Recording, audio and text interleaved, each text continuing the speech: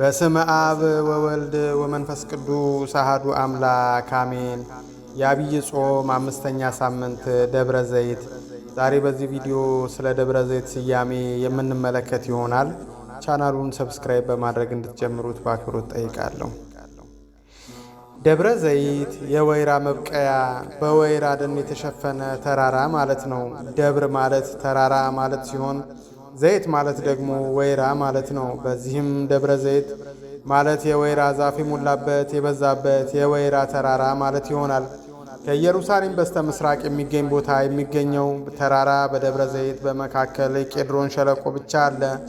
ከግርጌው ጌቴሴማኒ የተባለው የአትክልት ስፍራ ይገኛል። የጸሎተ ሐሙስ ማታ ጌታችን መድኃኒታችን ኢየሱስ ክርስቶስ የተያዘበትና በኋላም የእመቤታችን ቅድስት ድንግል ማርያም ቅዱስ ሥጋዋ ያረፈበት ወይም የድንግል መካነ መቃብር በዚህ ተራራ ግርጌ ይገኛል። ቤተፋጌና ቢታንያ በኮረብታው ጫፍና በምስራቅ ዳገት ላይ ይገኛሉ። ይህ ተራራ በመጽሐፍ ቅዱስ የተገለጸ ብዙ ድርጊቶች የተፈጸሙበት ቦታ ነው። ጌታችን ኢየሱስ ስለ ቤተ መቅደሱ መፍረስ፣ ስለ ዓለም ፍጻሜና ስለ ዳግም ምጽአት በዚህ ተራራ ላይ ተናግሯል። ማቴዎስ 24:3 በዚሁ ተራራ ላይ ወደ ሰማይ አርጓል። በዚሁ ተራራ ላይ ቀን በከተማና በገጠር ሲያስተምር ውሎ ሌሊት የሚያድርበት የኤሊዮን ዋሻ ይገኛል። በኋለኛው ምጽአቱ በዚሁ ቦታ እንደሚገለጥ ትንቢት ተነግሯል። ሉቃስ 24:50 ዘካርያስ 14:3-5 የዐቢይ ጾም እኩሌታ ላይ ያለው ሰንበት በዚህ ተራራ ተጠርቷል። ይህንን ዕለት የቤተ ክርስቲያናችን ሊቅ ቅዱስ ያሬድ የዳግም ምጽአት አድርጎ መዝሙሩን ጽፏል። በዚህ ተራራ ላይ እርሱም በደብረ ዘይት ተቀምጦ ሳለ ደቀ መዛሙርቱ ለብቻቸው ወደ እርሱ ቀርበው ንገረን፣ ይህ መቼ ይሆናል?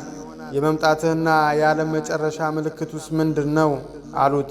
ተብሎ እንደተጻፈው ለደቀ መዛሙርቱ የዳግም ምጽአቱን፣ የዓለምን ፍጻሜ፣ የትንሣኤ ሙታንን ትምህርት በሰፊው ስላስተማረ በዓሉ በተራራው ስም ተሰይሟል። ማቴዎስ 24:3 ከዕለታት አንድ ቀን ደቀ መዛሙርቱ የቤተ መቅደሱን ስነ ሕንፃ በትኩረት እያንዳንዱን ነገር በመመልከት አደነቁ። ጠዋት በጸሎት ጊዜ ጸሎታቸውን አድርሰው ሲጨርሱ የጠዋት ፀሐይ አርፎበት ያሸበረቀውን ቤተ መቅደስ ውበቱን አስተውለው የትኛው ጥበበኛ እንዳሰራው እየተነጋገሩ ጌታችንንም አብሮ እንዲያደንቅ ሲጠብቁ እርሱ ግን ያልጠበቁትን ነገር ተናገረ። ቤተ መቅደሱ እንደሚፈርስ አያይዞም ከሞት በኋላ ተነስቶ እንደሚያርግና ነገር ግን ዓለምን ለማሳለፍ ዳግም እንደሚመጣ ወደፊት የሚሆኑ ምስጢራትን እንዲሁም በቤተ መቅደሱና በሕዝቡ ላይ የሚደርሰውን ትንቢት ነገራቸው። ይህም ነገር እረፍት ስለነሳቸው ወደ ደብረ ዘይት ከተሻገሩ በኋላ በሰፊው እንዲገልጽላቸው ጠየቁት። በዚህ ክፍል እንደምናየው ጥያቄያቸው ዕለትና ምልክት ነው ወይም መቼና ምን የሚል ነው። የቤተ መቅደሱ መፍረስ መቼ ይሆናል? የዓለም መጨረሻና የመምጣትስ ምልክቱ ምንድን ነው? ጌታችንም በጥያቄያቸው ላይ ብቻ አተኩሮ ሰፊ መልስ ሰጥቷቸዋል።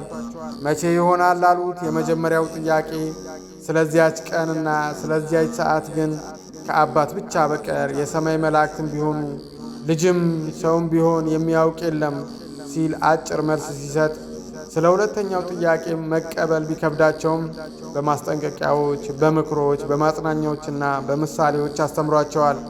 ማቴዎስ 24:36 የዳግም ምጽአት ምልክቱ ሐሰተኞች ክርስቶሶች። ጌታችን ኢየሱስ ክርስቶስ በአንደኛ ደረጃ የተናገረው ምልክት በተለያዩ ወቅቶችና ሀገራት ብዙ ሐሰተኛ ክርስቶሶች እንደሚነሱ ነው። የጌታችን ቃል አይቀርምና ከዚህ ቀደም ብዙ ሰዎች እኔ ክርስቶስ ነኝ በማለት ተነስተው ነበር። በዮሐንስ ራእይ ላይ ዋናው አውሬ ተብሎ የተጠቀሰውና በቅዱስ ጳውሎስ የዓመፅ ሰው እርሱም የጥፋት ልጅ የተባለው ብዙ ጥፋትና መከራ የሚያደርሰው ባለ 666ቱ መለያ ምልክት ሐሰተኛ ክርስቶስ እስኪገለጥ ድረስ መንገድ ብዙ ሐሰተኞች ክርስቶሶች ተነስተዋል። በእውነተኛው ንጉሥ ክርስቶስ ዳግም መምጣት የሚደመሰሰው ሐሳዊ መሲህ የመጨረሻውና ለ3 ዓመት ከመንፈቅ ቤተ ክርስቲያንን የሚወጋ የታላቁ መከራ ፈጻሚና አስፈጻሚ ይሆናል። ጌታችን እስኪመጣ ድረስ እንዳንሰናከል አስቀድሞ ብዙዎች እኔ ክርስቶስ ነኝ እያሉ በስሜ ይመጣሉና ብዙዎችንም ያስታሉ። በዚያን ጊዜ ማንም እነሆ ክርስቶስ ከዚህ አለ ወይም ከዚያ አለ ቢላችሁ አትመኑ ሲል ያስጠነቀቀን ለዚህ ነው። ራእይ 13:5 በሀገራችንም ኢትዮጵያ በአጼ ልብነ ድንግል ዘመነ መንግሥት እኔ ክርስቶስ ነኝ የሚል ሐሳቢ ሐሰተኛ ክርስቶስ ተነስቶ እንደነበር በቤተ ክርስቲያን ታሪክ ተመዝግቧል። ይህ ሐሳቢ ልክ እንደ እውነተኛው ክርስቶስ 12 ሐዋርያት፣ 72 አርድእትና 36 ቅዱሳን አንስት ክርስቶስ እንደሆነ በመናገር በየስፍራው ሲንቀሳቀስ ንጉሡ አስቀርበው አንተ ማነህ ቢሉት በድፍረት እኔ ክርስቶስ ነኝ አላቸው። ንጉሡም ክርስቶስማ ከድንግል ማርያም ተወልዶ አስተምሮ ተሰቅሎ ዓለምን አድኖ ከሞት ተነስቶ አድርጓል። ዳግም ዓለምን ለማሳለፍ ይመጣል። አንተ ግን ማነህ አሉት። እርሱ ግን አዎ ትክክል ነው፣ ከዚህ ቀደም ከቤተ እስራኤል ከምትሆን ከድንግል ማርያም ተወልጄ አስተምሬ ተሰቅዬ ሙቼ ተነስቼ አድርጌ ነበር። አሁን ደግሞ ጥቁሮች አፍሪካውያን ባይተዋር አደረገን እንዳይሉኝ ከእናቴ ከድንግል መርአተ ወንጌል ለጥቁሮቹ ዳግም ተወልጄ ነው አላቸው። ንጉሡም ሰይጣን በሰው እያደረ እንዴት ይጫወታል ብለው በሰይፍ አስቀጡት። ተከታዮቹም ተበተኑ ይባላል። ጦርነት ቀደምት የነበረ በአሁኑ ጊዜ ዘመን በብዛት የተከሰተ ነገር ግን በተለይ በዚህ ጊዜ በብዙ ሀገራት የተካሄደ ነው። ጦርነት በቀደምት ዘመናት ሴቶችን፣ አቅመ ደካማ ሽማግሌዎችንና ሕፃናትን ለእልቂት የሚያጋልጥ ነበር። በዚህ ጊዜ ግን ጦርነት ማንንም የማይለይ ለማንም የማይራራ የሁሉን ደም የሚያፈስና እጅግ አስከፊ ሆኗል። ይህንንም ጌታችን የዳግም ምጽአቱን ምልክት ለጠየቁት ለደቀ መዛሙርቱ ሁለተኛ ምልክት አድርጎ የጦርንም ወሬ ትሰሙ ዘንድ አላችሁ፣ ይህ ሊሆን ግድ ነውና ተጠበቁ፣ አትደንግጡ።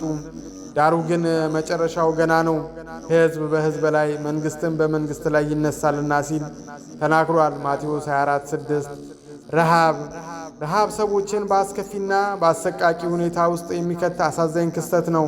ስለ ረሃብ ወሬ በሀገራችንም ኢትዮጵያ ጭምር የሰማነውና ያየነው በመሆኑ የገንዘብ አቅም ያለው ረሃብተኞችን ለማብላትና ለማጠጣት የሌለው ደግሞ በጸሎት ለመርዳት ጥሯል። ነገር ግን ይህ ሰው ሰራሽ ችግር ለጠላቶቻችን መሳለቂያ አድርጎን ይኖራል። በተለይ የተፈጥሮ ችግር ሳያጋጥመን ሰዎች ባመጣነው ችግር በሚሊዮን የሚቆጠር ሕዝብ ለአስቸኳይ የምግብ እርዳታ የተጋለጠበት ሁኔታ ያሳዝናል። ይህም አይነት በጥል በተንኮልና በጭካኔ ሰዎች የሚፈጥሩት ችግር የምጽአት ሦስተኛ ምልክት ሆኖ በጌታችን ለደቀ መዛሙርት ተነግሯል። ረሃብም ቸነፈርም በልዩ ልዩ ስፍራ ይሆናል እንዲል ማቴዎስ 24:7 የመሬት መንቀጥቀጥ ባለፉት ዓመታት በርካታ ጉዳት በተለያዩ ሀገሮች እንዳደረሰ የሚዘነጋ አይደለም። በ1999 ዓ.ም ጀምሮ እስከ ዛሬ በዘመናት በተለያዩ ሀገሮች የብዙዎችን ሕይወት የቀጠፈና በርካቶችን ቤት ንብረት አልባ ያደረገ የመሬት መንቀጥቀጥ በሄቲ፣ በታይዋን፣ በቱርክ፣ በፊሊፒንስ እንዲሁም በሌሎች ሀገራት ተከስቷል። ይህም ለደቀ መዛሙርቱ የዓለም ፍጻሜ ምልክት የማግኘት ጥያቄ የተሰጠው የምድር መናወጥ በልዩ ልዩ ስፍራ ይሆናል ተብሎ በጌታችን ኢየሱስ ክርስቶስ የዓለም ፍጻሜ ምልክት ተደርጎ የተነገረው ቃል አይቀርምና እየሆነ ነው። ማቴዎስ 24:7 የክርስቲያኖች መከራ እየጀመረ ይመስላል። ሰይጣን የቲስቶችን አይሁድን በመጠቀም በክርስቲያኖች ላይ ከምንጊዜውም በላይ ችግር መፍጠር የጀመረበት ጊዜ ነው። በአውሮፓ የክርስቲያኖች ጥያቄ ቶሎ የማይመለስበት ጊዜ ሆኗል። የቤተ ክርስቲያንን ጥያቄ ለማስተናገድም መንግሥታዊ መስሪያ ቤቶች ፈቃደኛነታቸውን እያጡና ይህንን ወንጀላቸውን ለመሸፈንም በሕግ አንቀጽ እየፈጠሩለት ይታያሉ። በዚያን ጊዜ ለመከራ አሳልፈው ይሰጣችኋል፣ ይገድሏችሁማል። ስለ ስሜም በአሕዛብ ሁሉ የተጠላችሁ ትሆናላችሁ ተብሎ እንደተጻፈው በሃይማኖት ጸንቶ መኖር እንደ ኋላ ቀርነት፣ ከሃዲነት፣ እንደ ተራማጅነትና ስልጡንነት የሚታይበት ዘመን ላይ እንዳለን ግልጽ ነው። ይህ በአጭር ጊዜ ውስጥ በተስፋፋ አመለካከት ክርስቲያኖችን ወደ ማግለልና ወደ መወንጀል የሚያደርግ መሆኑ ከሚታዩት እኩይ ተግባራት መካከልም ይቆጠራል። ማቴዎስ 24:9 ሐሰተኞች ነቢያት በዲያብሎስ መንፈስ ምትሃታዊ አሰራርን እያሳዩ አይቻላቸው እንጂ ቢቻላቸው የተመረጡትን ሳይቀር የሚያስቱ ነቢያት ነን የሚሉ ብዙዎች ደፋሮች እንደሚነሱ ጌታችን ስድስተኛ የዳግም ምጽአቱ ምልክት አድርጎ ጠቅሷቸዋል። በአሁኑ ዘመን በሀገራችንም ነቢያት ነን የሚሉ አጭበርባሪዎችን እንደ አሸን ፈልተዋል። እነዚህም በነቢይ ኤልያስ እንዲሁም በነቢዩ ኤልሳ ስም እያጭበረበሩና እየዋሹ በምትሃታዊ አሰራር የሚያስቱ ሐሰተኞች እንደሚነሱ ሌላው የዳግም ምጽአቱ ምልክት ሆኖ ተነግሯል። ብዙ ሐሰተኞች ነቢያትም ይነሳሉ፣ ብዙዎችንም ያስታሉ። ሐሰተኞች ክርስቶሶችና ሐሰተኞች ነቢያት ይነሳሉና ቢቻላቸውስ የተመረጡትን እንኳ እስኪያስቱ ድረስ ታላላቅ ምልክትና ድንቅ ያሳያሉ። እንግዲህ እነሆ በበረሃ ነው ቢሏችሁ አትውጡ፣ እነሆ በእልፍኝ ነው ቢሏችሁ አትመኑ እንዲል ማቴዎስ 24:11። እንግዲህ በዘመናችን በሀገራችንም ሆነ በሌላው ዓለም በነቢይነትና በሰባኪነት ስም የሚደረገውን የንግድና የርኩሰት እንቅስቃሴ በማስተዋል መከታተልና መጠበቅ ያስፈልጋል። የፍቅር መጥፋት ሌላውና አሳዛኙ ጉዳይ የፍቅር መቀዝቀዝ ነው። ፍቅር የሕግ ፍጻሜ ነውና የሰው ልጅ ፍቅርን ማጣት የለበትም። አሁንም ከአመፃም ብዛት የተነሳ የብዙ ሰዎች ፍቅር ትቀዘቅዛለች የሚለው ትንቢት እንዳይፈጸምብን ፍቅርን መንከባከብ ማልማትና ማስፋት ይገባል። ማቴዎስ 24:12 ፍቅር የመንፈስ ቅዱስ ፍሬ ነው። ፍቅር የመልካምና በጎ ነገር ሁሉ መገኛና ምንጭ ነው። ስለዚህ ሰዎች በፍቅር መኖር አለብን።